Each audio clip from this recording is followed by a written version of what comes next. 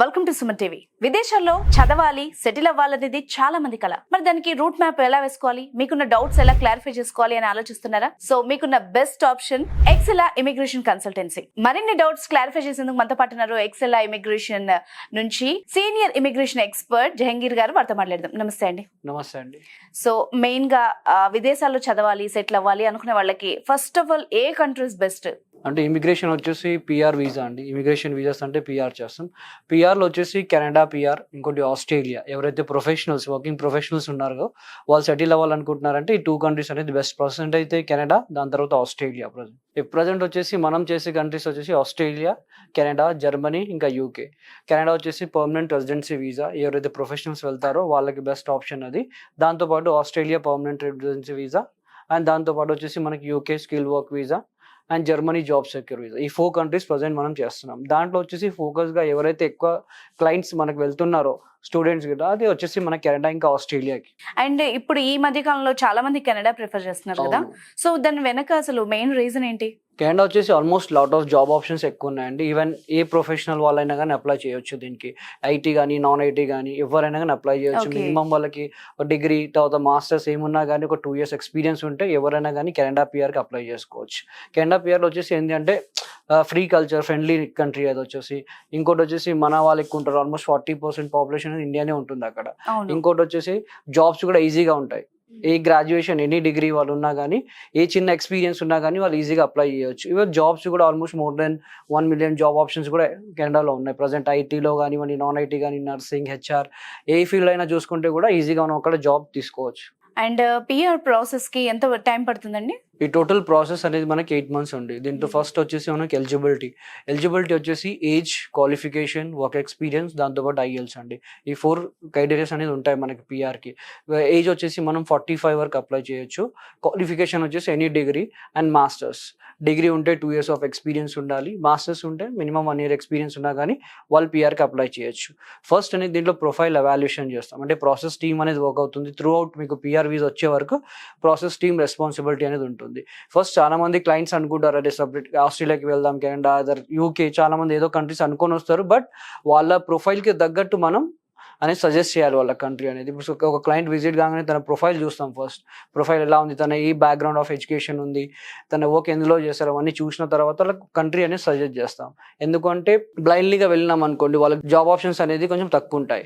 అందుకనే సజెస్ట్ చేస్తాం అనేది బెస్ట్ కంట్రీ అక్కడ. ఇక్కడ వచ్చేసి ఫస్ట్ ఎలిజిబిలిటీ వచ్చేసి మనకి కెనడాకి 67 points ఉంటాయి.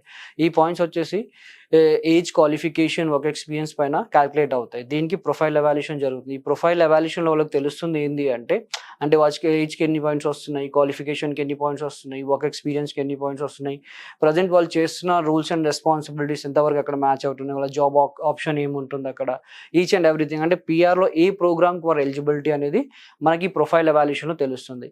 ఈ ప్రొఫైల్ ఎవాల్యుయేషన్ రిపోర్ట్ అనేది వితిన్ 24 hours వస్తుంది. అదే క్లయింట్కి సేమ్ మనం ఎక్స్ప్లెయిన్ చేస్తాం అనమాట. ఎక్స్ప్లెయిన్ చేసిన తర్వాత వాళ్ళ డౌట్స్ అన్ని క్లియర్ చేసిన తర్వాత ఈ పిఆర్ ప్రాసెస్ అనేది స్టార్ట్ అవుతుంది. దాని తర్వాత ఈ త్రూ అవుట్ టోటల్ ప్రాసెస్ అనేది మనకి 8 months టైం. ఈ 8 months టైంలో వెస్ట్ ప్రాసెస్ అనేది జరుగుతుంది. దాంతోపాటు వాళ్ళకి ఐఎల్స్ ఎగ్జామ్ అనేది రాయాల్సి వస్తుంది. దాని తర్వాత వాళ్ళకి ఈ ప్రోగ్రాంలో వాళ్ళ ఎలిజిబిలిటీ అంటే ఎక్స్ప్రెస్ ఎంట్రీ అనే పూల్ ఉంటుంది. దాంట్లో 3 programs ఉంటాయి మనకి. ఆ ప్రోగ్రాంలో వాళ్ళు దేనికి ఎలిజిబిలిటీ, దాని తగ్గట్టు ప్రొఫైల్ మ్యాచ్ అవుతుందా లేదా చూడాలి. దాని తర్వాత వాళ్ళకి ఐటీఏ తర్వాత మెడికల్స్, పోలీస్ క్లియరెన్స్, దాని తర్వాత పిఆర్ అనేది అప్రూవ్ అవుతుందండి. ఈ టోటల్ ప్రాసెస్ 8 months జరుగుతుంది. అంటే చాలా మంది కన్ఫ్యూజన్ ఏంటంటే 8 months కదా, చాలా లెందీ ప్రాసెస్, ఒక 1 month లో వీసా రాదా, 2 months లో రాదా, అలాంటి కొన్ని కన్సల్టెన్సీస్ కూడా చెప్తున్నాయి కదా. మేబీ అది వాళ్ళ గైడెన్స్ లో కూడా అది కరెక్టేనా? అసలు తొందరగా అవుతుంది? 1 month or 2 months లో అయితే వీసాస్ రావు. ఓకే, మాక్సిమం కొంచెం పేషెన్స్ ఉండి మన డాక్యుమెంటేషన్ కరెక్ట్ గా జరగాలి. ఎందుకంటే అక్కడ వెళ్ళిన తర్వాత మళ్ళీ మీకు ఏమైనా ఇబ్బంది, డాక్యుమెంటేషన్ ప్రకారంగా ఎలాంటి ఇబ్బంది కాకూడదు. అందుకనే త్రూఅవుట్ గా ఒక పర్సన్ అనేది అసైన్ చేస్తాం. దాని కేస్ ఆఫీసర్ అనేది మొత్తం ప్రాసెస్ అయ్యే వరకు తను చూసుకుంటాడు ఈచ్ అండ్ ఎవ్రీ డాక్యుమెంటేషన్ అనేది స్టార్ట్ నుంచి ఎండ్ వరకు పిఆర్ వీసా వచ్చే వరకు. ఇప్పుడు నాకు డౌట్ ఏంటంటే, యూజువల్ గా కన్సల్టెన్సీస్ చాలా ఉంటాయి. అవును. సో అక్కడ కొన్ని చోట్ల మోసాలు కూడా జరుగుతుంటాయి. ఎట్లా అవేర్ గా ఉండాలి? దానికి మీకు ఉన్న డిఫరెన్స్ ఏంటి? జనరల్ గా వచ్చే ప్రాబ్లమ్స్ ఏముంటాయి? ఇప్పుడు నాకు బయట కన్సల్టెన్సీస్ కి మనకు ఐడియా లేదండి. ప్రజెంట్ మా కన్సల్టెన్సీ చేసేది ఏంటి అంటే వాళ్ళకి జాబ్ ప్రకారంగా కానివ్వండి, పోస్ట్ ల్యాండింగ్ సర్వీసెస్ ప్రకారంగా కానివ్వండి, డాక్యుమెంటేషన్. ఇప్పుడు చాలా మంది సఫర్ అయ్యేది డాక్యుమెంటేషన్ వల్లనే. ఎందుకంటే త్రూ అవుట్ ఒక పర్సన్ అసైన్ చేద్దాం. తనకు ఒక పర్సన్ అనేది ఉంటాడు. మొత్తం స్టార్ట్ ఎలిజిబిలిటీ నుంచి పీఆర్ వీసా వచ్చే వరకు సేఫ్ డాక్యుమెంటేషన్ అని జరుగుతుంది.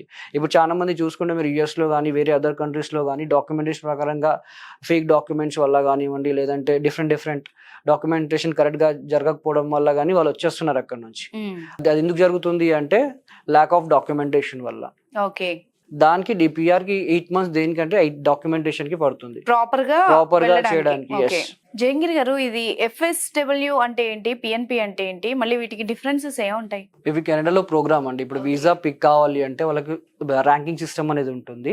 వాళ్ళు మనం చెక్ చేయాలి. అది ఎలిజిబిలిటీలో తెలుస్తుంది మనకి వాళ్ళు ఏ ప్రోగ్రామ్కి ఎలిజిబిలిటీ అనేది. ఓకే, ఫస్ట్ దానికి ఎక్స్‌ప్రెస్ ఎంట్రీ అనేది ఒక పూల్. దాంట్లో నంబర్ ఆఫ్ ప్రొఫైల్స్ ఉంటాయి మనకి. దాంట్లో 3 ప్రోగ్రామ్స్ ఉంటాయండి. ఎఫ్ఎస్డబ్ల్యూ అనేది ఉంటుంది, దాంతోపాటు PNP and last one is AIPP.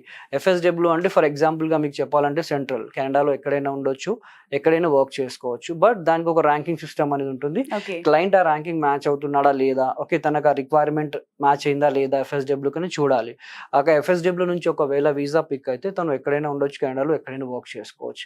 The second option, ఒకవేళ ఎఫ్ఎస్డబ్ల్యూకి మీట్ కాలేదు అంటే సెకండ్ ఆప్షన్ ఉంటుంది, అదే పిఎన్పి, ప్రొవిన్సెస్ నామినీ ప్రోగ్రామ్ అని. ఇది స్టేట్ స్పాన్సర్ వీసా. దీంట్లో ఎలా ఉంటుందంటే క్లయింట్స్ రిక్వైర్మెంట్, అంటే కొన్ని స్టేట్స్ అనేవి డిపెండ్స్, తక్కువ ఐఎల్స్ అడుగుతాయి, కొన్ని స్టేట్స్ అనేవి ఎక్కువ ఐఎల్స్ అడుగుతాయి. CRS depend upon the CRS కూడా ఉంటుంది. ఓకే, ఆ సిఆర్ఎస్ స్కోర్ కానివ్వండి, క్లయింట్స్ ఐఎల్స్ స్కోర్ కానివ్వండి, ఆ పర్టికులర్ స్టేట్కి మ్యాచ్ అవుతాయి. తన ప్రొఫైల్ అక్కడ నుండి పిక్ అవుతుంది. అక్కడ నుండి పిక్ అయినప్పుడు ఏదే స్టేట్ నుండి మనకి వీసా వస్తుందో అదే స్టేట్లో కంపల్సరీగా 2 years ఉండాలి, తర్వాత ఎక్కడైనా వెళ్ళొచ్చు. అండ్ దాంతో పాటు వచ్చేసి మనకి లాస్ట్ ఆప్షన్ వచ్చేసి AIPP, Atlantic immigration pilot program. దీంట్లో ఎలా ఉంటుందంటే మనకి 4 states ఉంటాయి. ఈ 4 states నుంచి మనకు ఆఫర్ లెటర్ వచ్చినా మనం ఇక్కడ కూడా వెళ్ళవచ్చు. ఈ 3 programs ఉంటాయి. పిఆర్ వల్ల వాళ్ళకి బెనిఫిట్స్ ఇంకోటి ఏంటి అంటే వాళ్ళు ఫ్యామిలీతో పాటు వెళ్ళొచ్చు. దాంతోపాటు వచ్చేసి వాళ్ళకి 5 years వీసా వస్తుంది, 3 years తర్వాత సిటిజన్షిప్ వస్తుంది. అండ్ ఇంకోటి ఫ్యామిలీ తోటి ఇమీడియట్గా ఇప్పుడు కొన్ని సిచ్యువేషన్స్లో ఏం జరగవచ్చు, హస్బెండ్ ఏజ్ ఎక్కువ అవుతుంది, వాళ్ళు వైఫ్ త్రూ కూడా అప్లై చేసుకోవచ్చు. ఓకే, వైఫ్ ప్రైమరీ అప్లికెంట్ గా పెట్టి వాళ్ళ హస్బెండ్ డిపెండెంట్ గా కూడా వెళ్ళొచ్చు అనమాట. పిల్లలకి ఫ్రీ ఎడ్యుకేషన్ ఉంటుంది, మెడికల్ బెనిఫిట్స్ ఉంటాయి. అండ్ దాంతోపాటు ఇక్కడ శాలరీస్ వాళ్ళకి ఏవైతే వస్తున్నాయి ప్రజెంట్ శాలరీస్, అక్కడ వచ్చి ఒక 5 or 4 times బెటర్ శాలరీస్ అనేది వాళ్ళు తెచ్చుకోవచ్చు అక్కడ.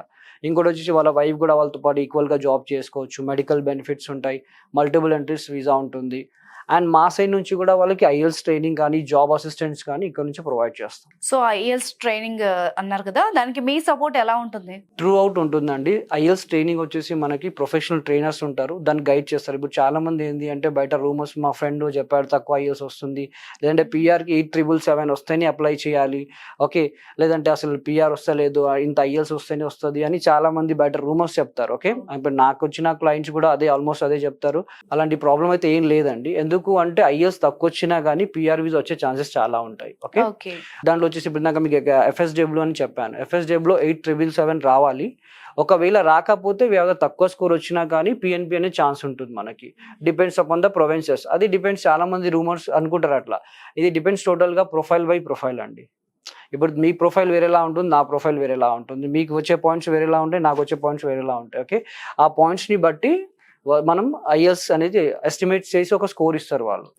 ఓకే, ఇప్పుడు పిఎన్పి నుంచి కూడా వచ్చే ఛాన్సెస్ ఉంటాయి. కొన్ని స్టేట్స్ అనేది 6 అడుగుతాయి, కొన్ని స్టేట్స్ 7 అడుగుతాయి, డిపెండ్స్, అక్కడ నుండి చేసుకోవచ్చు. అండ్ దాని దగ్గర ట్రైనింగ్ అనేది మా ప్రొఫెషనల్ గైడ్ చేస్తారు ఎక్సెల్లా నుంచి. ఓకే, ప్రొఫెషనల్ ట్రైనర్స్ ఉంటారు, వాళ్ళు గైడ్ చేస్తారు. 30 days ఆఫ్ ట్రైనింగ్ ఉంటుంది వాళ్ళకి.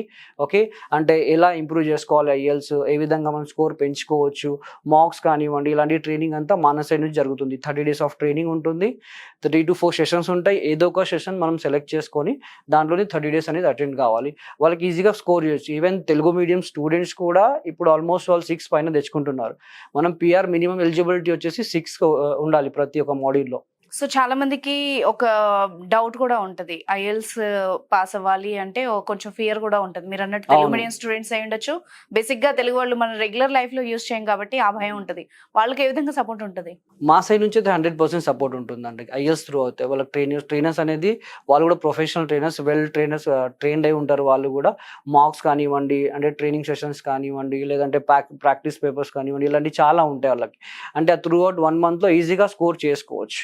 సో పిఆర్ ప్రొసీజర్ అంతా అయిపోయిన తర్వాత మరి అక్కడికి వెళ్ళిన తర్వాత జాబ్ సిచ్యువేషన్ ఏంటి, వాళ్ళకి ఎలా? ఇక చాలా మంది ఇది ఒక డౌట్ అడుగుతారు, పిఆర్ వీసా అయితే వచ్చేస్తుంది, నెక్స్ట్ జాబ్ ఆప్షన్స్ ఎలా అని. ఓకే, ఇప్పుడు ప్రతి ఒక్క ప్రొఫెషనల్స్ అప్లై చేయొచ్చు అండి పిఆర్కి. ఓకే, ఇందాక మీకు చెప్పినట్టు ఐటీ కానివ్వండి, నర్సెస్ కానివ్వండి, ఇప్పుడు ప్రజెంట్ కెనడాలో వచ్చేసి హెల్త్ కేర్ డిమాండింగ్ అనేది ఎక్కువ ఉంది. ఓకే, ఐటీలో కానివ్వండి డెవలపర్స్ ఉంటారు, స్టాఫ్ ఉంటారు, ఆల్మోస్ట్ అన్ని లైక్ హెచ్ఆర్ మేనేజ్మెంట్ ఉంటుంది, ఆల్మోస్ట్ ఏ ప్రొఫెషనల్స్ అన్న అప్లై చేయొచ్చు పిఆర్కి.